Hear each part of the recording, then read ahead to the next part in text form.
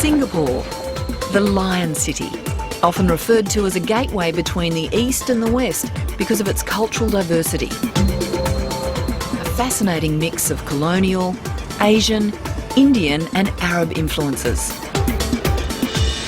There's nothing like travel for new adventures and experiences. The downside, of course, is being away from family and friends.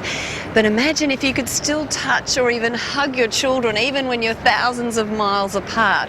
Well, soon you could be doing just that, thanks to, of all things, a chicken. It's the result of some exciting research being done at the Mixed Reality Lab at Singapore's Nanyang Technological University. Hello. Come here.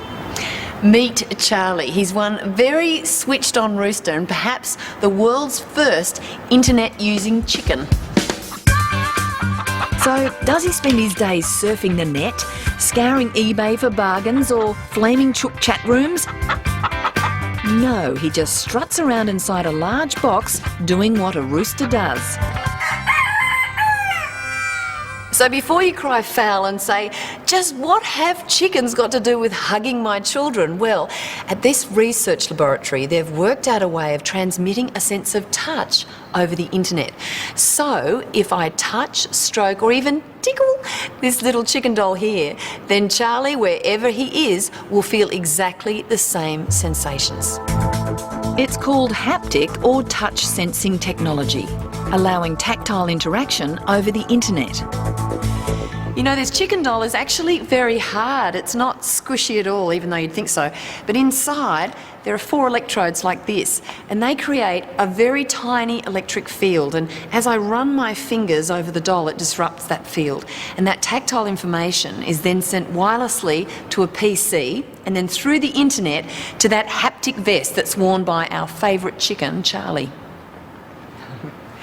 Inside the jacket, there's a battery, a wireless receiver that's connected to all of these small vibrating motors. These pancake motors are the same ones you find in mobile phones and pages. And once they vibrate, they recreate that sense of touch. Oh, he looks gorgeous, doesn't he? Now, the obvious question is, why a chicken?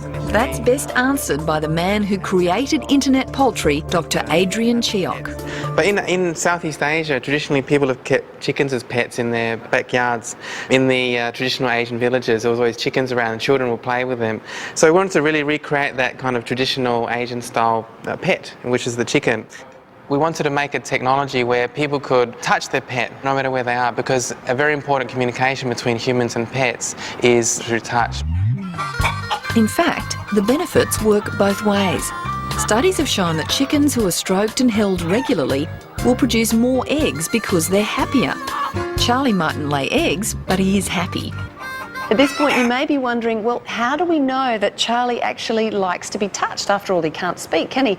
Well, here they've set up an experiment, and inside this large box, there are 2 separate rooms. Both of them have food and water, and Charlie can move between them quite freely. But in this room here, he gets to be stroked with the sensors in his vest. And guess what? He always likes to hang in here. Okay, so it's quite a setup just for a Cheok, but what if you could use it to touch, tickle and hug someone even more important to you than your pets? What we're doing with the next version is called Internet Pyjama, and it's going to be designed for parents to hug their children through the internet.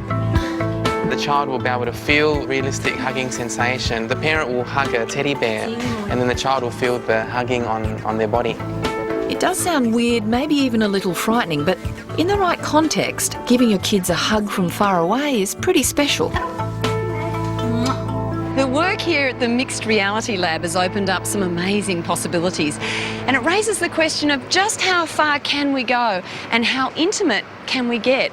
Who knows, even sex via the internet may become a reality. But before you get too excited, researchers reckon it's at least a decade away and the technology may remain expensive. So it's an idea that really is beyond tomorrow.